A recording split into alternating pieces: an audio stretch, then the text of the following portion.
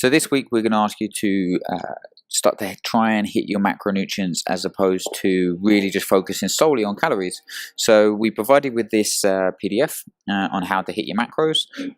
Some of you have already started to kind of identify maybe where you're over or where you're under, and maybe have read through this document over the weekend.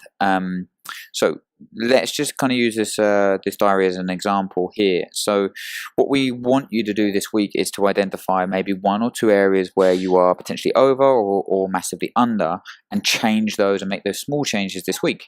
So for example, let's use this this diary as an example here. We are 20 grams over our fat intake. So rather than just kind of, blanketly just kind of think, oh, I just need to reduce my fats, let's look at where in your diary that you can actually make these small changes that are going to really help in terms of hitting those macronutrients there. So if we look at the kind of lunch meal here, we look at the falafel and the hummus, and they're probably the ones that are taking it massively over in that 20 grams. So could we, for example, reduce the fat in our hummus and then maybe kind of take the falafel out, either using something that's either homemade or a different version that maybe isn't cooked in oil or deep fried, so that will automatically drop those fat kind of numbers down.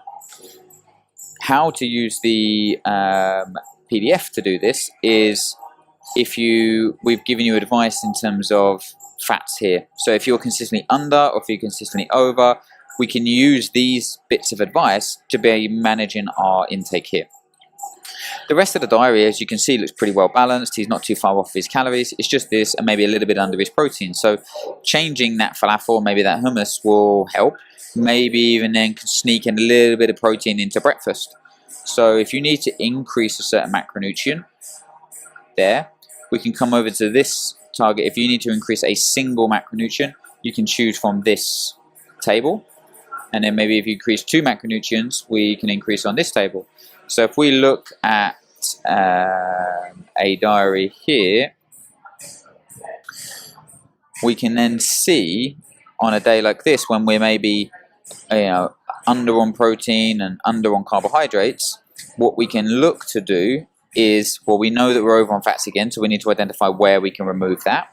And if we look up the diary here, that there's a bit of an imbalance in terms of here. So maybe we won't choose the chorizo eggs. Maybe we'll change to a more veggie-based eggs or something like that.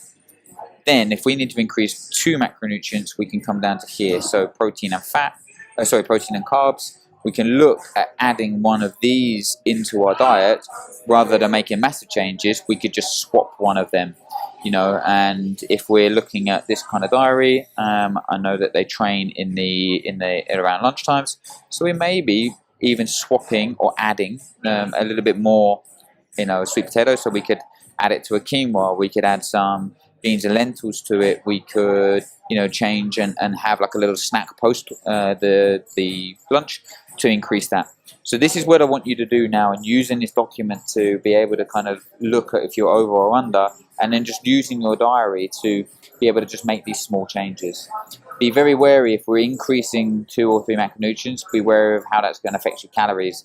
So this is a great example of a day that you need to reduce your fats as well as increase your protein and carbohydrates. Otherwise, you're just going to be in a calorie excess. So 2 small changes to make simply on this one would be to remove the chorizo and then to add a little bit more of a protein and carb into that lunch meal. I hope that kind of helps maybe give you a little bit of clarity and what we want you to do, and just really keeping it as simple as possible to be able to kind of make that, rather than like, what I've got to change all my different meals. It's 1 or 2 small changes that we're looking for to hopefully get nearer your targets.